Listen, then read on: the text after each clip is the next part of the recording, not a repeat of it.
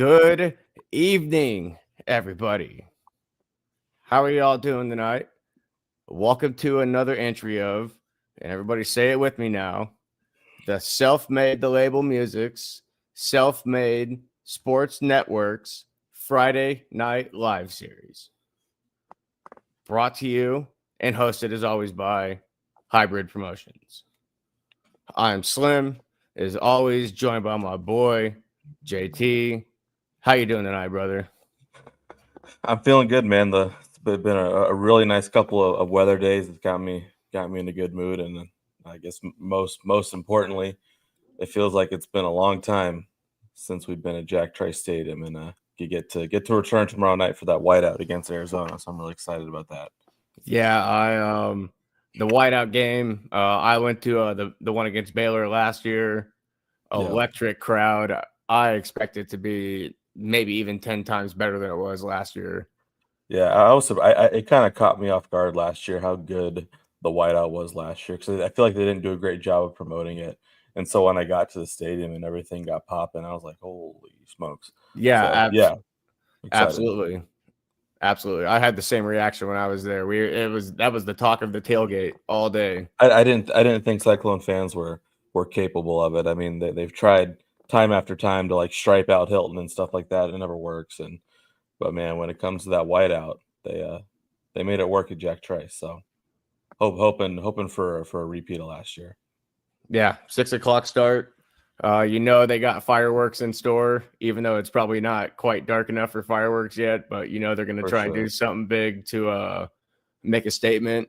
And I saw there's going to be a pretty cool flyover, like some like F-18 Hornets or whatever the hell they're called. No, they were like I just made that up, but they were like actually F-38s or something like that. Something ridiculous. It's yes, T-38A T-38 flyovers. Close enough. Yes. Yeah. Close enough. So yeah, I'm excited. I'm excited about that. So yeah, it's gonna be a fun one. Hopefully the Cyclones bring their A game. There's certainly a lot of things to worry about tomorrow. I don't know if that's what you wanted to get into first, but I think the plan, we can get into that later. We can jump right into that if you want to. I can also bring our new addition to the board at this point that we have here at the Friday Night Live series. Oh, look at you. Ladies and gentlemen, we figured out the media portion of this. Wow. Tell your kids about this someday. It's really impressive. But anyways, so I actually pulled this from a non-Iowa State source to try and reach some broader markets here. It's the same report you could get from everyone in the Iowa State community follows, but we're gonna try and bridge the gap here between a wider market, and we want to let them know that we see them. So I mean, your initial reactions here on so this injury report. I mean, obviously there's two names that really kind of catch your eye. I mean, we already knew Kyle Carnardi was going to be in there. Maybe we can talk about him in a little bit, but certainly the big one was the addition of Jeremiah Cooper being added as questionable to the injury report. I mean, I think based on the conversations that we've had and the sources that are available to us, I think questionable is very generous. I'm very much of the opinion that, and I guess, I mean, it's based on stuff that's been reported, is that it sounds like that Jeremiah Cooper has suffered a pretty significant knee injury. I don't think it's like official yet, but it kind of like you and I were talking about yesterday, I'm just kind of working in the assumption that he's out for the year. And if he does happen to come back, then I'll be surprised. But yes, I'm of the opinion that Matt Campbell has been very cerebral about how to report on this injury. I think Jeremiah Cooper probably went into an MRI tube just after the first injury report was released, because he wasn't on the first. He wasn't on the first one. Yeah, and I'm sure they can probably come back. Like,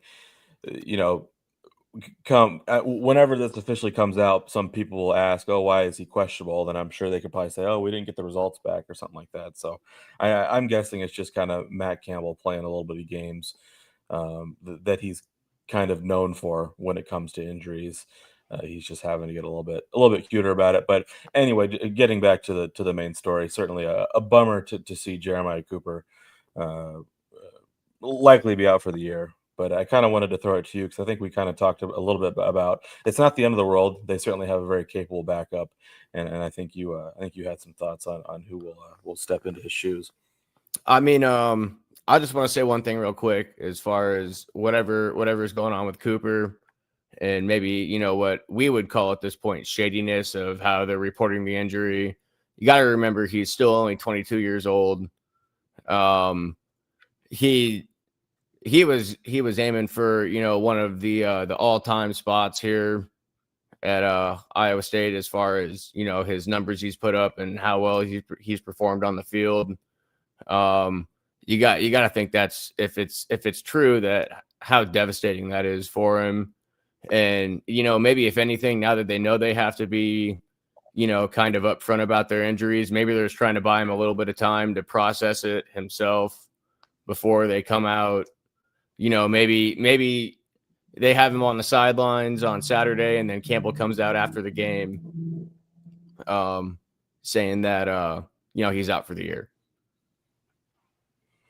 Yeah, it could be, and certainly, yeah, you know that's kind of the moral of the story here is you feel the worst for Cooper because I mean, not even just from his not being able to play this year, he was certainly a guy who was probably on track to. I think I don't remember if he's technically a junior this year. I think he was kind of on track to forego his senior year and Absolutely. enter the NFL draft, and obviously that's probably not going to happen now. So you kind of feel bad about that. He made a very selfless decision to kind of change positions. I mean, changing into a more valuable position, but certainly taking himself a little bit out of his comfort zone where he certainly could Right. have failed Absolutely. at the position change. And like, I mean, I don't think he was really like blowing anybody out of the water. He wasn't having like a freshman year Jeremiah Cooper like season. But he was certainly was it pretty much appeared that he was doing what he needed to do. I mean, sometimes it's kind of hard with cornerbacks to judge their effectiveness by scouting the box scores. I mean, you look at guys like Darrelle Revis, you know, would hardly show up in the box scores because they would just I mean, go to that's a him. good So, thing technically for a cornerback. yeah, so I mean, he wasn't really. I mean, he had the very easy interception against Iowa. I think that might have been the only interception he'd had this year. But yeah, that's kind of. It seemed like he was doing pretty well with the new position. So it's kind of a bummer to see him out. But it sounds like that Trey Bell is going to step into that spot. Who I think has looked pretty good all year. I guess Absolutely. without having really all the background knowledge. I probably would have preferred that they had kept Cooper at safety and just let Trey Bell be the other cornerback, the other starting cornerback, as opposed to moving Cooper to cornerback to make room for Kaijon Cummings Coleman. So I certainly think Trey Bell's a starting caliber cornerback, and I think you do too. Yeah, absolutely. I mean, you've seen it with that interception that was well overthrown against Arkansas State that kind of actually turned the tides of that game. That was Um, incredible. yeah, I remember that play happening, and I almost forgot they were playing defense as he was chasing after it. You know, the way he just kind of picked it up like a receiver. So, It kind of reminded me of that old famous Willie Mays catch at the Polo Grounds. It's just you didn't think he was going to get there. He just run straight backwards, yeah, looking over his shoulder, and he kind of dove a true diving catch. It was incredible, man. yeah, absolutely. Yeah. Um, I think I think he'll be fine. Uh, I know we've seen it all week. Here, we can get this off the screen unless there's anyone else you want to talk about on here real quick, or we can move on. No, I mean, we're obviously we'll talk about Connerty here in a little bit, but I think really the only other name that's on there was Tamatoa McDonough. I think he was listed. Let me get it pulled back He up was here. He was listed doubtful, as I think. He was listed as questionable with. So I think I'm guessing that's more of a true questionable other than Cooper not being a legitimate questionable. But and it's nice to see those guys that are probable Carson Willick, Aiden Flora. Be nice to have Aiden Flora back returning kicks. Absolutely. And then of course I think the big one, it'd be nice to have Gabe Burkle back this week. So I think that's really not really a whole lot of other surprises other than Conrady and of course the backup kicker Jace Gilbert being on there. Yeah, I guess we're gonna have to see what Campbell says is a great kid coming in here who's the walk-on. Yeah, I was listening to two guys. I think it was on like Tuesday, and I don't think either Williams or Hassel clearly knew what the guy's full name is. I believe his name is Chase Smith, but they just kept calling him Chase because they clearly didn't know what his last name was, and I just thought it was kind of funny. So yeah, I mean yeah. That's nothing new. That's nothing new for us. I mean, and apparently he might be pretty good. So yeah, I mean that's what Matt can't. I don't know if he's just posturing. I don't know if you think that could be just a little bit of gamesmanship from Campbell, but yeah, he's certainly been talking him up. I don't know. Campbell be talking a lot of shit, and he seems to be backing it up more and more these days. So I think he's getting a little more bold with it. I know he's probably like an A+ coach speak type of coach. Yeah, I don't think anyone has better coach speech than him when it comes to especially injuries or what he thinks about a certain topic. But I mean, at this point, you gotta kind of trust him with what he says. Yeah, I mean, certainly, I think at the bare minimum, as long as you can get some PATs out of him, that's kind of bare minimum stuff. And Chase Smith did get a chance to kick some PATs. I think he might have gotten a couple of PATs there and against South Dakota, and then obviously I think he kicked a couple of PATs against Arkansas State. So that'll kind of be interesting to see. I mean, I think the expectation is that he'll hit PATs. It's just, well, what is it going to look like field goal wise? Where will they be comfortable trotting him out there, if at all? I mean, I think the whole point should be like everyone's been saying all week, it puts more emphasis on the offense to try and put up touchdowns rather than settle. And they've been talking all week about there being a weakness in in the defense potentially for Arizona if you can kind of catch them on certain deeper plays. I think they're going to be aggressive early. I think that's the only way you're probably going to win this game. And kind of step on the throat early. Don't give them a chance. Yeah, definitely. So just kind of looking at Smith's stats, I mean, they're not very impressive. He was, this is from his bio on Cyclones.com, successful on 4 of 6 field goal attempts. It's been confirmed 6 of 9 yards. It's been confirmed 6 of 9. And then with a long of 42 yards, I don't know if that long changed at all. So I think that might be 46. I don't know. I think it might be 46. So I don't know. Obviously, I don't really know what to think about all that. So I guess I don't know if you caught. I think it was Williams and Bloom. They had talked about probably on Sunday night that Chase Smith was going to be a casualty of the new roster limits in the NCAA. But fortunately, I think there was some court case or some judge that allowed grandfathering in of the roster minimums. Because if that grandfathering in rule hadn't happened, Chase Smith was going to get cut, and he wouldn't have been on the team, and so the Cyclones wouldn't have had a kicker. So technically, I think it's like a backup offensive lineman. Yes, I think so. I believe that's who their I think that's who their next kicker is. Or I guess don't you just say, I didn't get, just put Perkins out there? That's what I was about to say. Like they have a couple of punters, and I guess I don't really know how that skill translates. I feel like it would make more sense. It has to translate better than an offensive lineman, right? Yeah, and so I know. I mean, the tough thing is the whole operation because obviously Perkins is the holder, and so you probably want to keep him as the holder just for continuity's sake. But obviously, at some point, you need someone to kick the football. So, I'm surprised we haven't heard more about that because I think that there's at least. I think there's 2 punters there's at least one more guy behind Tyler Perkins. So certainly you could have the the backup punter be the holder, which I'm sure is something that. Well, if it was Gilbert's out for like ever too. No, there was some other kid as well. Oh, there's another kid. Yeah, I'll have to try to find it. But yeah, that's the thing is how did this become a show about second and third string kickers and punters? Right, because I mean, I would have been moderately comfortable trotting Jace Gilbert out there. Obviously, he had a tumultuous year back in 22, I think it was, where he just wasn't great, and he frankly lost Iowa State a lot of games because he was missing chip shot field goals. So you just kind of hope he had kind of been the kickoff specialist, and I think he had helped out with some of the pooch punting. Yeah, so he hadn't really been kicking field goals, so I don't know how that was going to work. So yeah, there is a backup punter, Jonah DuPont from Cedar Rapids, Iowa.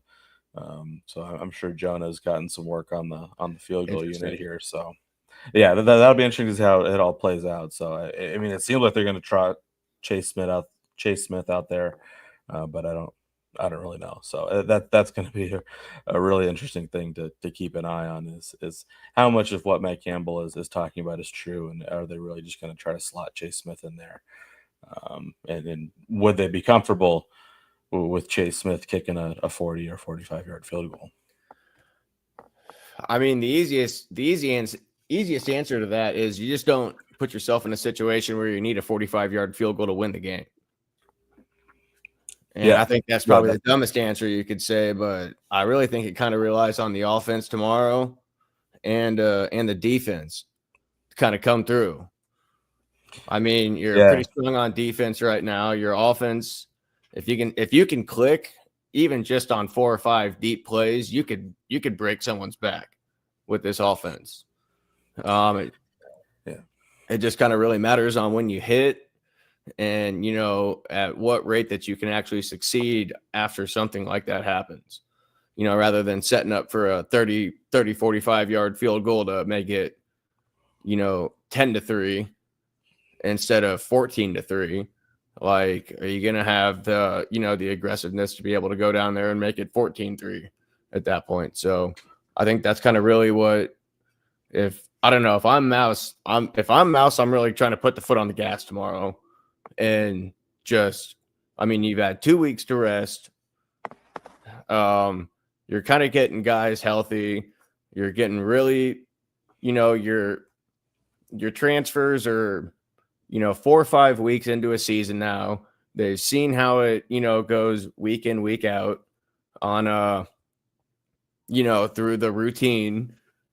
And there's got to be some sort of connection that's growing that we don't know about, because we haven't seen him play for 2 weeks. So, you're getting Trevor Bohr back.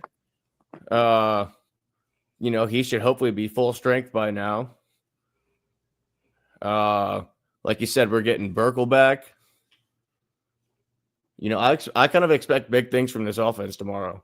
And they seem to like the all white. They seem to really like the all white and the energy the crowd brings. So, I'm sure it's going to be electric tomorrow night.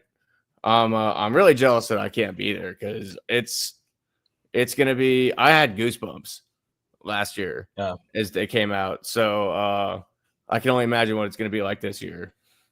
Yeah, I'm really excited. I think it's going to be a beautiful night. Beautiful night for football. So yeah, we're really really looking forward to that. So yeah, and like just kind of getting back to the X's and O's. I mean, like you said, it all comes down to being aggressive on offense. I guess I don't know if you heard Williams talking to Jeff Woody earlier in the week, but I guess it does sound like that Arizona kind of has an interesting, kind of an odd defense that maybe could be difficult to figure out. I didn't quite have a sharp enough of a football mind to quite understand all of what Woody was talking about, but I guess just the moral of the story is it sounds like that Arizona kind of runs some interesting stuff on defense. So I don't know if that could delay what Mauser is trying to do, if that might cause them to be a little more conservative off the bat. So that's the only thing that gives me some hesitation. But I guess we'll have to see. They've had 2 weeks to prepare for it. So kind of like you said, I think that's kind of an interesting point that you brought up. Is they had kind of 2 weeks to gel and get some of these guys into the offense, these more talented guys like Sowell and Xavier Townsend into the mix, and Right. they were kind of already starting to gel a little bit. So, Yep. especially because I mean, guys like Overby and Eskelson, they look pretty good off the bat, but I thought that both of those guys didn't look all that great against Arkansas State. I mean, I know Yeah. I think Overby might have had I 2 touchdown catches, but they certainly had their lows. They had some drops that were pretty tough to handle. I mean, I I I think we should all just be thankful that they got out of there with a win. You Yes. know, it was a trap game. It had trap written all over it. We tried to say it wasn't a trap, convinced ourselves it wasn't a trap, and then it turned out to be a trap. So to at least escape the trap with the win, uh, I mean, I think you just got to kind of leave that where it was, and you gotta kind of move on from that. I don't think you can Yeah. take anything out of that game really, other than the fact that you somehow figured it the fuck out, even with Conrad going down early and kind of being like, well, fuck, now we can't really kick. We don't really have like any faith other than extra points, and then now we kind of need more than just field goals. Like I think you got to be thankful you came out of there alive. Yeah, I mean, and as a Green Bay Packer fan, I can empathize with the feeling of when you go into these games on the road that you're expected to win. It, it doesn't always It turn out never well. works out. It never works Yeah, out. yeah, and so I was kind of feeling some deja vu there as a Packer fan, and unfortunately, it kind of went the other way than Iowa State's. And I think maybe that allows us to segue into something that you wanted to talk about, and I think is an interesting topic as well. And what a crazy, I would say, what a crazy week it was in the NFL. It was really like a crazy 15 minutes in the NFL where there were 3 Oh blocked yeah, field goals. absolutely. So I guess what were your thoughts on what was going on there? Um, I mean, there wasn't really any thoughts at that point. You watch all these kicks. You watch, I don't know. I'd say maybe 40 kicks a week. On any given basis, that it's like, all right, whatever. They're gonna line up. They're gonna kick it. It's probably gonna be good. And how often is it that either a kick gets blocked? I mean, it's a pretty small percentage anymore with the new leverage rule, but teams are kind of figuring out a way to get around it. Um, and then to not only block it, but then take it back for a touchdown. Yeah, and kind of the crazy part is that there was those 3 block kicks, and we all had connections to all of them. One of them happened to my team, one of them happened to your team, and the other one, of course, was taken to the house by Will McDonald. So yeah, that was Absolutely. just a crazy. I mean, certainly seeing Will McDonald run that kickback, it kind of put a better taste in my mouth. It kind of allowed me to move on from that Packer game a little bit. Now, obviously, it was kind of a bummer because the Jets just turned around and gave it right back to Baker Mayfield, and he won the game for the Bucks. But man, that was probably the craziest of the 3. Was certainly McDonald's just hurdling over the offensive line and getting in there and having the sense of mind to take it to the house. Yeah, I'm going to be honest with you. I didn't realize it was McDonald until after he was in the end zone celebrating and his name came up on the TV. I guess I forgot he was number 9. Yeah, Um, he just switched his number back to his college number this year, I think. okay, yeah, because I was like, who the hell is that? And then as he kind of came through the end zone, I was like, wait a minute. Well, I was like, hold on. All right, yeah, that's the boy. So yeah, Aaron Glenn had that nice little walk down the Yeah, that sideline was funny. there. That was Um, hilarious. yeah, that was nice. If you haven't seen it, go check out Aaron Glenn's walk after the Will McDonald blocked, and he blocked that himself too. He just happened to scoop it up and score off of it. So Yeah, that was pretty. So that was fun. Like I said, it was kind of a shot and a chaser because they turned around and gave it right back. But it was fun to see McDonald have that moment. So I don't know if I think you had something about you wanted to talk about the Rams. Um, what did you have on your agenda here? The Rams end of the game collapse on special teams. I guess I didn't get, obviously, since my game was going on at the same time. Didn't really get a chance to see the Eagles Rams game. Did you have some more on what happened to your faithful Rams?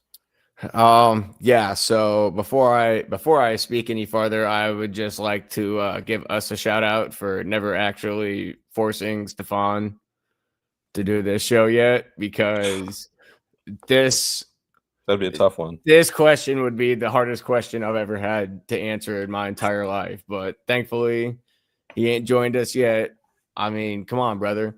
I'm gonna send you this once we're done so you can check this part out. But um yeah, it was It's time to ban the I tush push.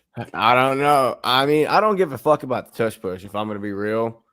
I don't either. Um They just need to enforce the rules. I mean, whatever, find a way to stop it. If not, then I would do the same shit. Like, let's be real, you would too if you had that in your offensive Well, arsenal. sure, yeah, but it's still against the rules. So I don't know. They got to find a better way to police it. yes, that's And yeah. and for more than just like a couple teams. Yeah. But So you anyway, gotta but back to your Rams. What happened? What happened to your Rams? yeah, they had two chances late in the game to take a lead off of a field goal that happened to get blocked. I believe I'm not looking up anything right now, so if anybody in the comments wants to jump in and correct me, I really don't care. But they had a chance to take a couple score lead here, and they had a kick blocked, and then I believe the Eagles went down to score a touchdown right after that drive to take the lead, and then the Rams came back down late in that game, and then that's when that field goal was blocked for that touchdown, and that was pretty much it.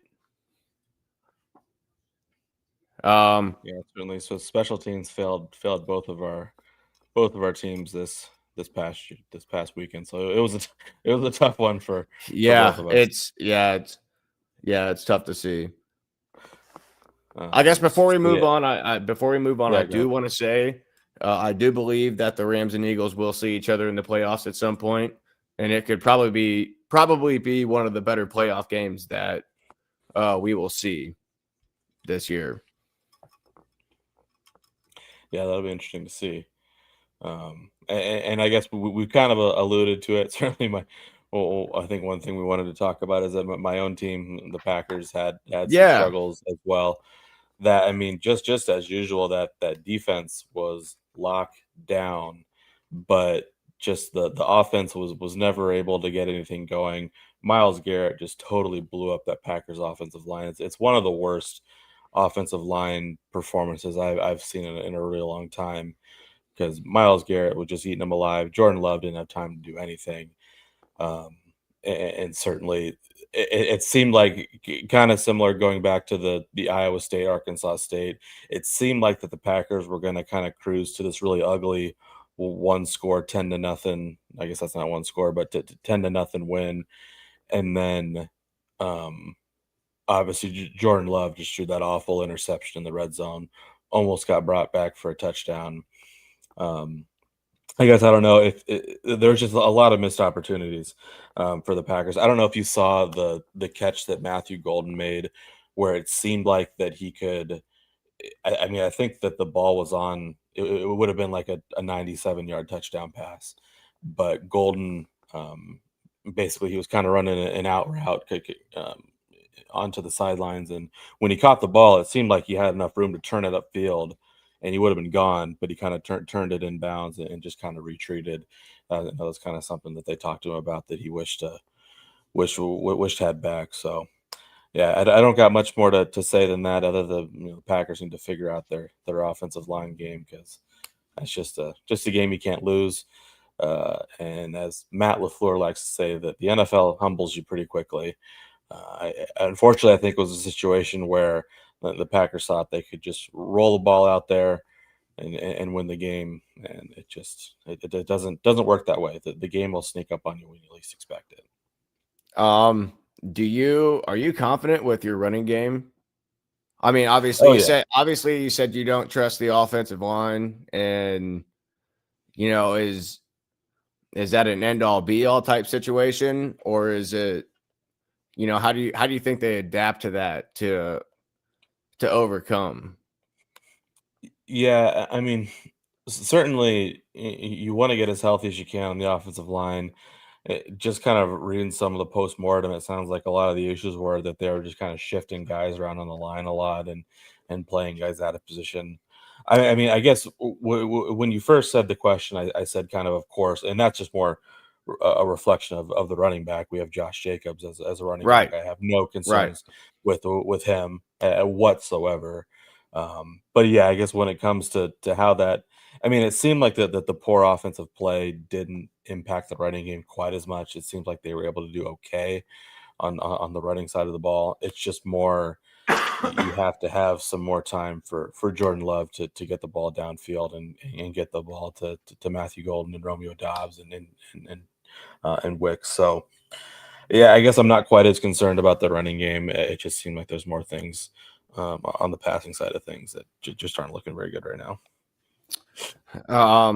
Yeah, do you think that comes back to that wide receiver 2 conversation we had before the beginning of the season, that no one's really kind of separated themselves from the pack other than No, kind of the tight end, or do you think Golden's finally making his ascent to the number 1? I mean, he certainly has the opportunity, and it was nice to see him get some more targets. I mean, I've Right. never really been concerned about the wide receiver 1, wide receiver 2 thing. I mean, the whole issue right now is that the offensive line just isn't giving Love enough time to get the ball downfield to those wide receivers. So, I mean, it's all kind of chained together. So yeah, I'm not really quite concerned about who's wide receiver 1, who's well, I guess I think I guess I should say there's enough talent on when it comes to those wide receivers and tight ends, the pass catchers. So yeah, it's just that offensive line, man. Uh yeah, we've seen many a times in our lives our teams kind of fall apart here with bad offensive line play. So hopefully they can figure that out. Um, there's always next week, but I mean, you got to get better at some point. So I guess we'll figure out what Yeah, they're made of. I think they're in good shape, though. I really do. yeah, yeah. I think so as well. I mean, It's probably going to kind of be like you talked. ugly. Yeah, and I guess I mean the Bears kind of had a bounce back game. The Lions and the Vikings Oh still don't look God, all how that gross great. is that So to say? The Bears had a bounce back game. yeah, I mean it was against the Cowboys, so who knows? I mean, it's certainly an interesting game Sunday night, Packers Cowboys. That's really exciting. There's a lot of storylines there. So yeah, I don't really know quite what the Cowboys are yet to if I should be impressed by that Bears win or not. So, but yeah, it seems like that the North really isn't going to take anybody by storm. So yeah. Yeah, I don't think they know what they're doing either. So, um, So I think you wanted to have maybe a quick hitter on the team out east. Did you want to speak a little bit on what they've got lined up for Saturday? the team out east. The Iowa Hawkeyes. Oh, that's what we're gonna refer to them now as. Okay, I can get behind that. Um, That's a Cyclone fanatic favorite. the team out east. Yeah, they call them TOE, team out east. Okay, all right. I Well, mean, yeah, we don't have to call them I'm that. That would just be nope. I'm stupid. fully embracing it. I like that a lot. Actually, that sounds Okay. like something. That sounds like something Campbell would say. So, uh, But yeah, they've got an interesting game against Indiana. How do you think they're going to fare against the Hoosiers, who came off just kicking the absolute shit out they've of kicked the Illinois? absolute shit out of everyone they've played the last 3 weeks, and um, I'm going to be honest with you. I have not watched a lot of Indiana football, but from what I've seen, they kind of play what we would play on NCAA football way back in the day. Like they're just going to try to stomp the absolute shit out of you and just break your will. Their defense is pretty stout. Yeah, they probably have some holes, but they feel like they got something to prove. And then, the offense, they just, man, I don't know. That could lead into one of the other conversations we wanted to have tonight with the the Heisman watch, but their Yeah, that's what I was quarterback, about to say. Yeah, Mendoza, I mean, he's the front he's runner right now. playing himself into the number one pick. Yeah, it was kind of a throwaway conversation that we had early in the year about who was going to be the Heisman, and I think it's really turning into an interesting storyline because it's such a toss up. We've just kind of gone back and forth. Absolutely. Obviously, our Arch Manning was the preseason favorite. He very quickly shit the bed, Never here. and then Never here. You heard it here yeah, first on the yeah, Friday Night Live series. we were on top of that. We were never full believers in Arch. We were right on If top you of that. arched your back, you're a bitch.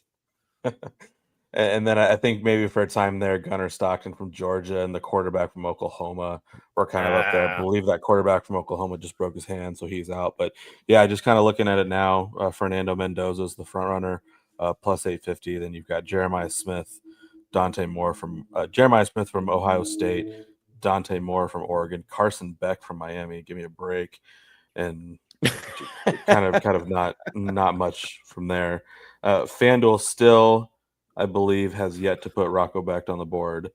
For a very brief period of time, DraftKings put Rocco Becht on their Heisman board. They have since taken him off, probably after a sort of tough Arkansas State game. Yep. But yeah, it's That's really. all I mean, right. right now That's all it right. seems like Haters are it's gonna hate. Mendoza's. It seems like it's Mendoza's award to lose, and I guess kind of getting back to the original conversation, it'll just be interesting to see. You've got what appears to be a pretty high-powered Indiana offense versus what's always a very stout Iowa defense, and something's got to give. I don't know. Well, I hope it's certainly Indiana's offense, but it'll be interesting to see. I mean, certainly, I don't think Indiana's going to beat Iowa 65-10 or whatever they did to Illinois. But you'd like to think that Indiana's going to pull that one out. I mean, you would like to think they're not going to beat you 65-10. The way Hassel's been talking all week, he kind of scares me a little bit because he's always the confident. I hate to say the confident prick, but he's always the guy that at least shows outside that he has confidence in who he's picking, and to kind of see him waver a little bit, I don't know. Yeah, I mean, it's one of those things where I think Murph and Andrew was talking about it on Wednesday. It seems like once a year I was able to pick off one of these teams, one of these ranked teams at home. Just which one is it going to be? Is it going to be Indiana? I don't know. So it's just you kind of get the feeling it always happens year after year. Iowa managed to so there's some high ranking team that comes into Kinnick usually at night and kind of shits the bed. So I don't know if it'll be Indiana. They're certainly. I don't think they're going to underestimate the Hawkeyes. So I think Indiana's going to pull it out. But I mean, I don't think they're going to quite show out like they did last week. What do you got for a score? I guess you probably won't even watch the last no watch the fourth quarter because you'll be busy trying to hustle to a seat. So yeah, I'll basically miss. I mean, I'm sure they'll probably have it on in Jack Trice during pregame, but yeah, I don't know. I mean, that could be an excellent hate watch. Honestly, that could be an excellent hate watch. Yeah, that's going to be fun. So I'm kind of thinking maybe like a 34-10 Indiana win. I guess I didn't see. I mean, I think I'm going to go with Indiana pretty easily. Yeah, everyone seems to like Indiana around 4 or 5 touchdowns or 4 touchdowns and a couple field goals. It sounds like you're not quite as confident. What do you think? What do you got? What do you think is going to happen? Well, I don't know. I think Iowa's defense probably gets a couple extra stops, but I still don't think there's any way you're going to stop a team that scored over 60 points each of the last 3 weeks practically. And even in that first game, they didn't win by much. I don't have their schedule sitting in front of me, but I mean, they still won handily, but they've obviously hit the gas, and I don't expect to see them take the foot off the gas. So I guess they're probably going to put a lot more pressure on them than, a conservative Iowa State offense did a couple weeks ago. Yeah, so just kind of looking at Indiana's schedule, they kind of had a funky first game where they only beat Old Dominion 27-14. Okay, yep, I do remember that. They put up 56 on Kennesaw State. They put up 73 on Indiana State, and then of course they put up 63 on Illinois. So right now, ESPN Bet has Indiana as an 8.5-point favorite, with kind of a lot of the juice looking like that it might drop a little bit. With the over/under at 40, I think I'm reading that number correct. With the 47.5 being the over total. under. So, Okay. yeah, being the total. So Okay. I guess I kind of my score prediction was pretty close to the over/under. I was gonna say I can work with a little that. a little bit under, but certainly I have Indiana blowing right by the spread. So we'll see what happens there. 47.5 would be the over. Yeah, so that means that Vegas thinks it's gonna be a. I'll take the over, and I'm gonna say 41-27. I think Iowa scores a late garbage touchdown after they're down 41-20 to make it 41-27 to look respectable at home. I guess if you look at the Vegas number, that basically. Oh wait, that puts me on the under, doesn't it? No, it doesn't. Yeah. No, it doesn't. That puts me at like 65. Vegas thinks it's going to be like a 21-27 win. I think that's 21. It's 48. So yeah, and that covers the spread, right? And it's not so like 21-28 is kind of what Vegas is thinking, kind of in that range. Yeah, no, I don't see it. So anyway, but yeah, I don't.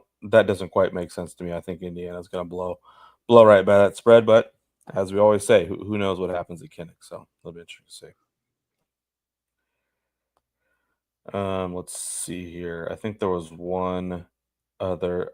I mean, I think that was kind of the last thing that we had kind of on football in general. Did you have anything on football before we kind of cruise into our last topic, which is kind of switching gears a little bit and talking about Cyclones men's basketball?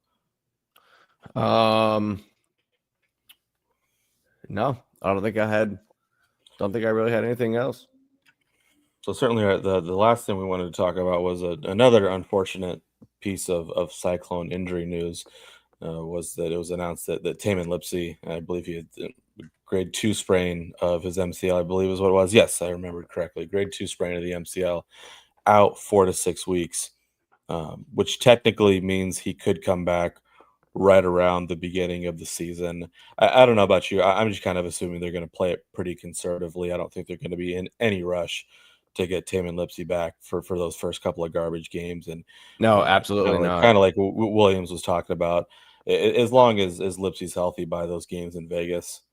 So maybe I guess I should have the schedule schedule in front of me, because the first non-exhibition game is the game against Fairleigh Dickinson on November 3rd. Technically on the time frame, he could be back by then. I don't know if they're gonna push it. So they won't. As long as they won't. I would kind of look at this November 17th game against Stonehill College. Never heard of Stonehill College before. It should be a very easy game to ease Tamin Lipsey back in, which is a week before the Players Era Men's Championship in Vegas, where they have to play St. John's and then they have to play Creighton. So it doesn't mean that Lipsey could, using our timeline here, is going to miss that game against Mississippi State up at the Stanford Pentagon.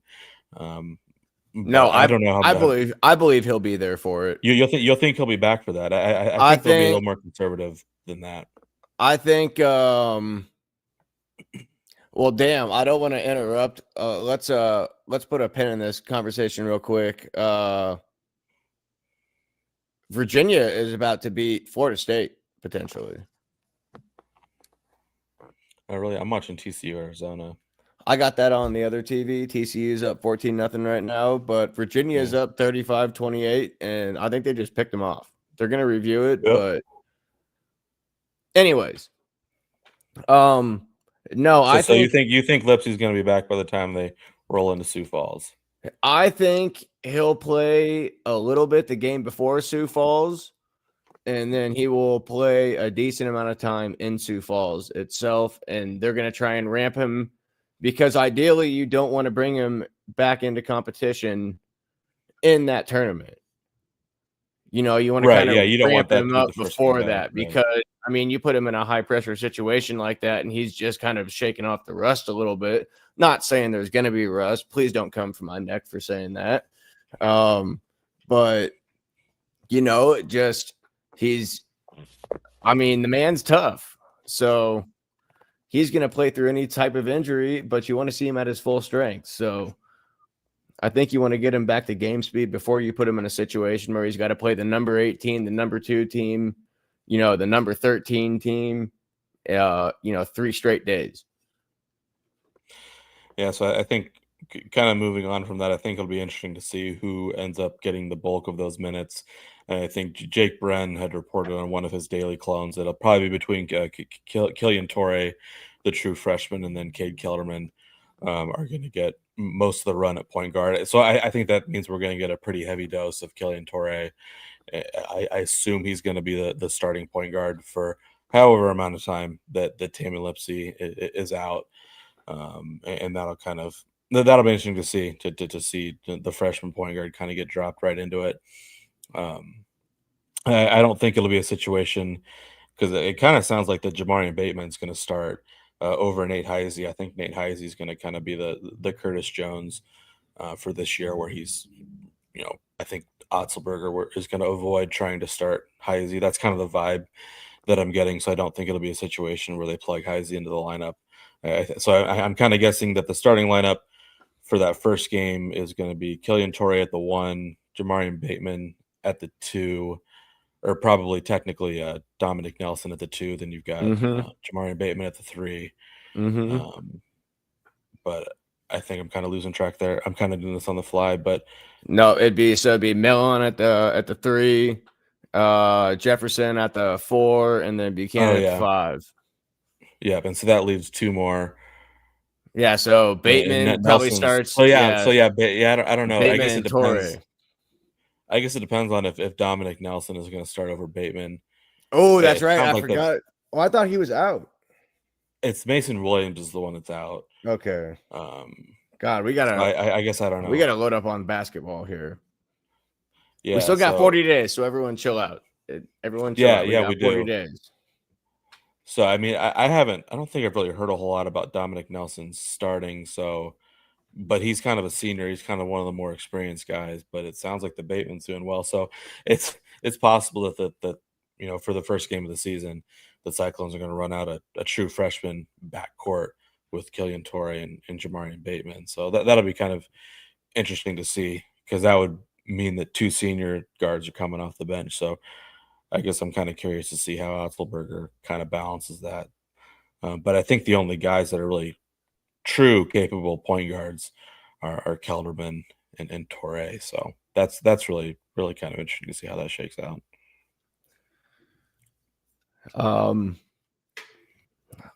I guess I'll say one thing. I don't necessarily need you to react because it's going to be a conspiracy theory. So we can we'll just kind of let that float in the air. But what if the injury isn't as bad as they're stating it is, so they can sit Lipsey for an extra couple of weeks to, maybe he tweaks something or whatever, but they're going to sit him for a couple of weeks and then they're going to give the freshman that they promised playing time so they can see how well they fit into the offense early, and then they don't have to feel as bad when they have to tell them at the end of the year that we don't see a future for you. And then you bring Lipsey back for the games when they start to matter, and maybe that's why you play a tougher schedule. Rather than playing all bullshit teams and winning by 40, you play 4 or 5 solid games, and then you play a bunch of bullshit teams, but you always play the younger cats in the smaller games. Yeah, we're just gonna move past. Yeah. I'm not gonna dignify that with a response. You sit on that. I don't. That doesn't really seem like Otzelberger's style. So, I'm sorry. I'm gonna have to leave you on your island on that one. Well, yeah, it's probably not true, but we got to create some sort of controversy, right? Looks like Florida State's going to get a chance to get the ball back, so that'll be kind of interesting. All right, so I do have one thing I want to bring up. I don't know if you've seen this. I saw the graphic. I didn't actually look at it. So yeah, that's I good. haven't looked at it at all. But I did see it as I was adding graphics to the show tonight. So I felt like this was important to bring up. What college is in Harrisonburg, Virginia? Yeah, can we put that comment from Victor up? I think that one needs to be broadcasted. Yeah, I understand. I'm talking crazy. Anyway, back. I don't even know. So you got Pullman, Washington. That's Washington State. Madison, Wisconsin is obviously UW. Newark, Delaware. Does that say Newark, Delaware? I think Is that the University of Delaware? Knoxville, Tennessee. Yeah, that makes sense. College Station. That makes sense. FOCO. That makes sense. I mean, sort of. Harrisonburg, Virginia. And then, of course, you have Home Sweet Home, Ames, Iowa. I'm going to have to Google what college is in. This kind of looks like one of those sloppy AI graphics. It's not true. James Madison. Oh, JMU is Harrisonburg, Virginia. James Madison. Interesting. Okay. Someone from that company's got to be there, or got to be from there. Yeah, I guess. What was the other one from Delaware? Newark, Delaware. I mean, that just has to be like the University of Delaware, right?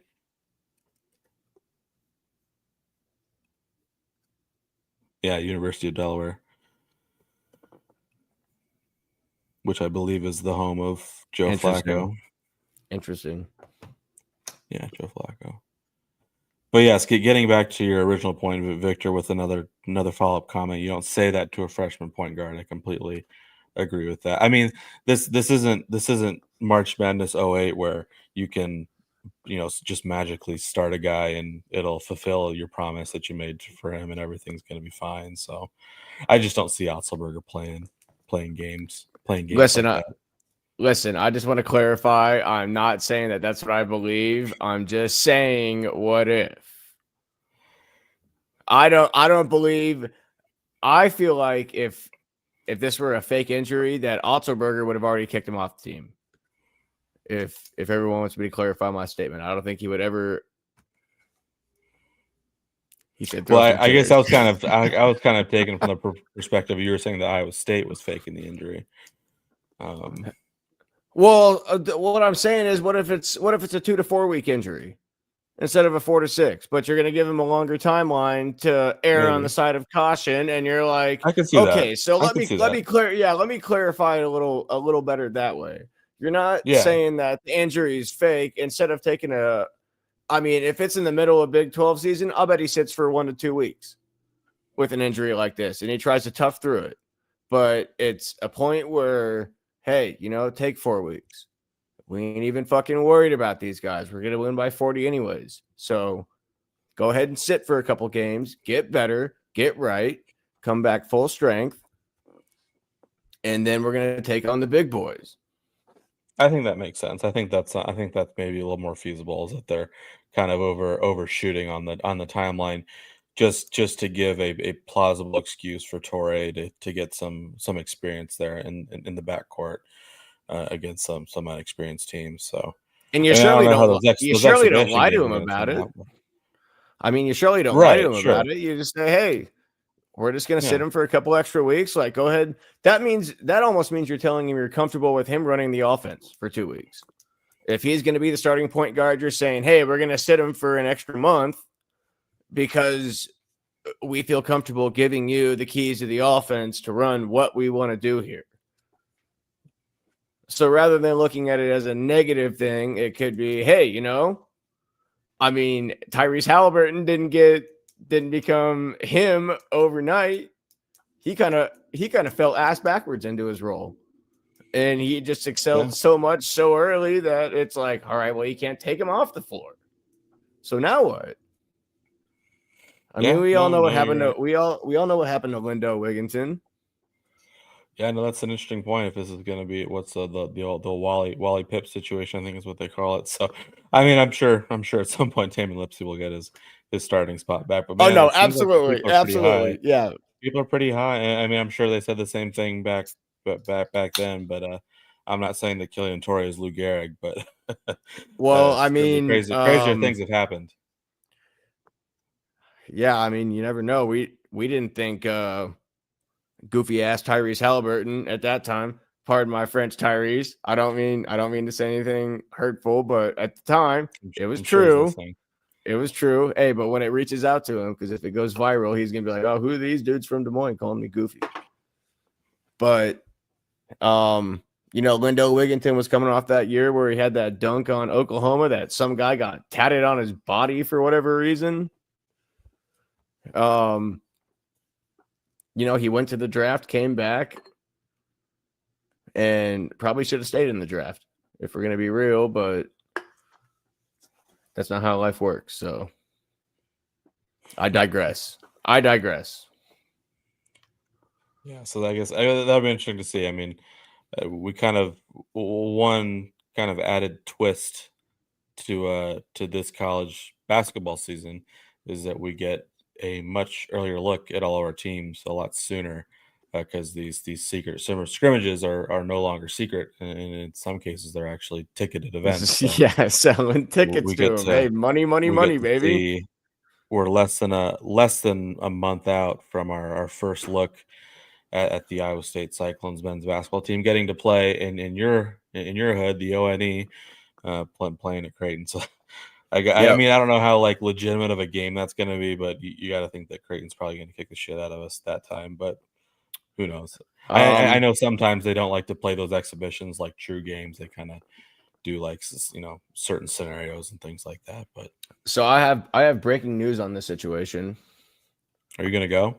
I will not be there. Why? Why not? I have no interest in going and checking this game out. I just feel like it's a money grab.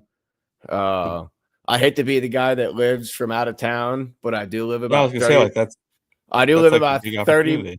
Well, I do live about 30 minutes away from downtown Omaha, and the stress of getting down there to go check this game out. Yeah, I know they'll be close to home, but I'd rather go see them in an environment and a game that matters. And spend my money that way than going to check them out on I couldn't even tell you what night of the week that is. It's probably like a Wednesday night or something. It's a Friday night, so you'd have to miss the show. Oh yeah, so yeah, that wouldn't work in the first place. We can live. Actually, I'll go there and we'll live stream it. Live from the CHI Health Center. Yep, I'm sure that wouldn't get taken down in 2 seconds.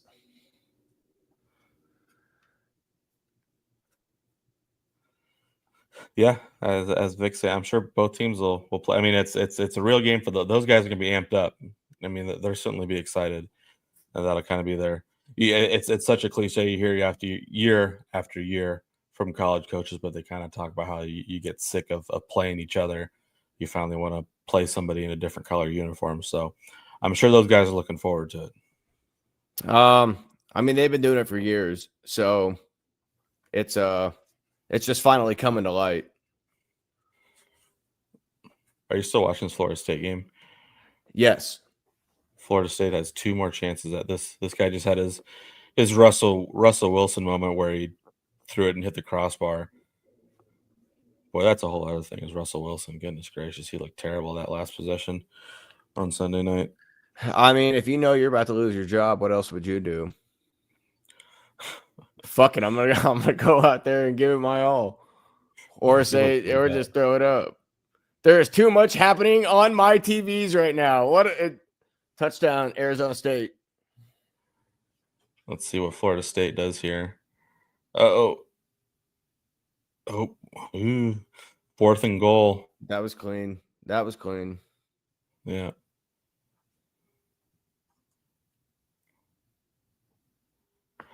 Kind of one last opportunity here for.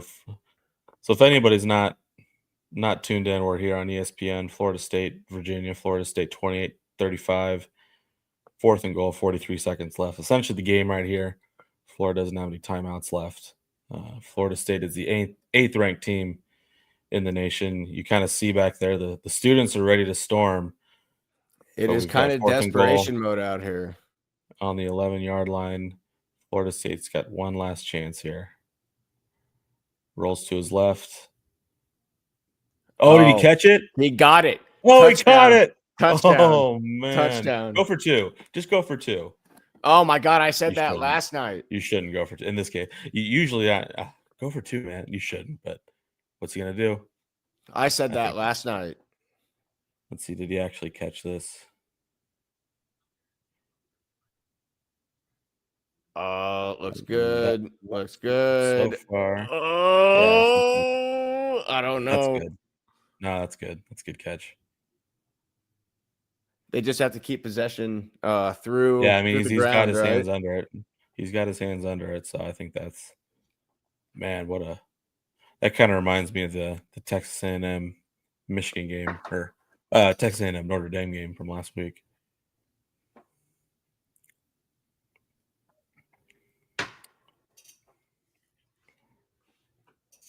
Hell of a play from Florida State there. Look at us turning into to live broadcasters here mid. Yeah. If we do this for too long, we're gonna get shut down. But yeah, we are. Yeah, let's as soon as if they're kicking a field goal or kicking a PAT here, maybe we can land this plane here in a little bit once this review is over with. But all right, so during this review, we're gonna go ahead and we're gonna hit the last topic that I got, and that's a little fantasy update for everybody. Oh yeah, how's the Nico Collins led fantasy team going? It's going great because I have the Vikings defense. Week, right? Yes, and I have the Vikings defense, and they scored about 15 touchdowns last week. Oh, that's right. Oh, I remember watching that end of the first half, Vikings Bengals. I can crazy. Proudly report that I won High Man of the Week thanks to Lamar Jackson's late garbage time touchdown. So the Tookies fantasy team has at least $10 of, I believe, the $75 I put into this league this year coming back to me already in week 3. Looking good, looking strong. I need Kamara, ETN to come through. Collins and Adams doing their thing. Bowers obviously a little banged up. Vikings D looking strong. I still got Jordan Love on the bench. My boy. I'm waiting for it. Let's see. Look like Florida State is going to opt to kick the PAT here. So and the PAT is good. So I mean, Virginia's has all their timeouts with 36 seconds left. 3 timeouts. We'll probably go ahead and land the plane here. I don't know if there's anything else. Sorry, ESPN, we will not be able to help do side promotion for this any longer. Yeah. All right, give us the name of this show again. Hold on, let me pull up my notes. All right. Everybody, are you ready? I'm ready. This is once again another entry of the Label Music's Self-Made Sports Network's Friday Night Live series. Jingleheimer Schmidt. I am Slim. As always, I'm joined by JT.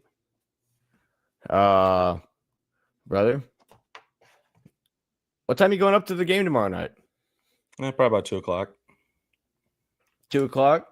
Oh, before we get out of here, this is a quick shout out to my my brothers at Hybrid Promotions and Self-Made. We got a whole slew of shows coming up here that I kind of want to give a shout out to. If anybody needs tickets, anybody wants to see a good time, good performances, coming up, we got the No Blueprints tour. That'll be on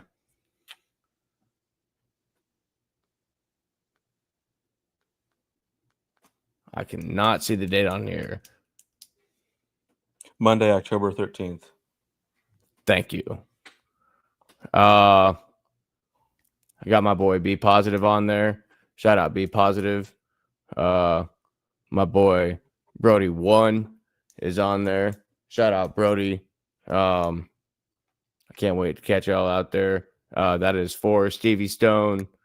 Here's my man, Young Bakes down here.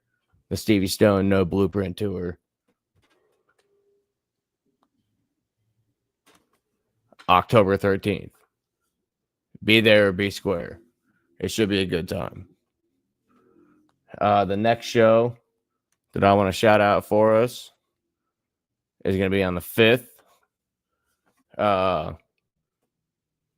That's going to be a big show. That's going to be a good time deal. You got Table of the Truth, young man from Omaha. You got my boy, Jay Influential. He's going to be there rocking it. If you don't know who Jay Influential is, you better check him out. He's probably one of the best artists in the cities. The cities around here. Nobody really knows about him, and he deserves more respect. Justin Pickett. That's another shout out to Self-Made. Got a new song out, Vic. If you're still watching, do you wanna give me a link to that real quick that I can put up? You put him on the spot there. We should have brought him in for this. He would have been so much better than me. Because he's low-key the one putting all this together. Shout out to Young Bakes. Shout out to Young Bakes for leading the self-made charge. Florida State just picked off Virginia, so probably going to go into overtime here. Although technically Florida State has 12 seconds. And then do anything. So. For the last show, big announcement here. Halloween night at the beach house. Costume party. Music. Raffles. I will be performing. It'll be my first show in 4 months. Self-made, hybrid, the beach house. I want to give a big shout out to Julie for hosting all these events for us. It'll be a good time, good music. You know, be positive once again showing up.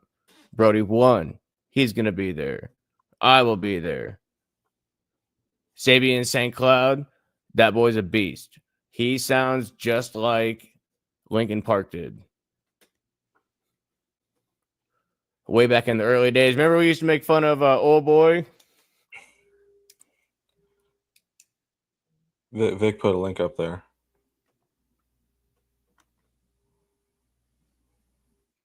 I don't know if I can share that like that. Yeah, probably not, but yeah, it is what it is. We'll post this in the comments after the show. If they're watching this, they can see it as a comment. They'll be able to click the link. Oh, really? His comment, yeah. Perfect. We'll check it out in the comments. Just as a Facebook comment, yeah. Yeah, check it out in the comments. But my boy Pickett's gonna be there again. Ash from the past. A couple other people. Oh, my boy Mark Patrick. I forgot. Mark Patrick's making his official debut. Re-release of himself. So excited to work with him, man. Mark's a great guy. Just really happy for him. Just happy to have him back around. Happy to have him be a part of the clique. You know, one doesn't see everybody doing well, and yeah, I guess that's about all I got. Let's go ahead and land this bitch. Well, you already landed about 10 minutes ago, and then you forgot to do the sponsors. So. Well, I had to do my little promo. No, I got you. Go ahead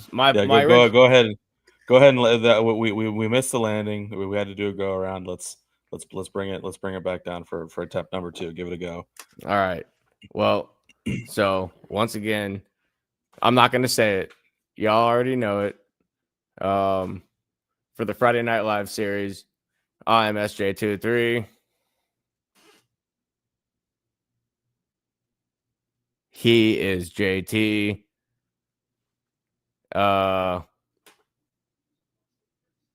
have a good night. See everybody.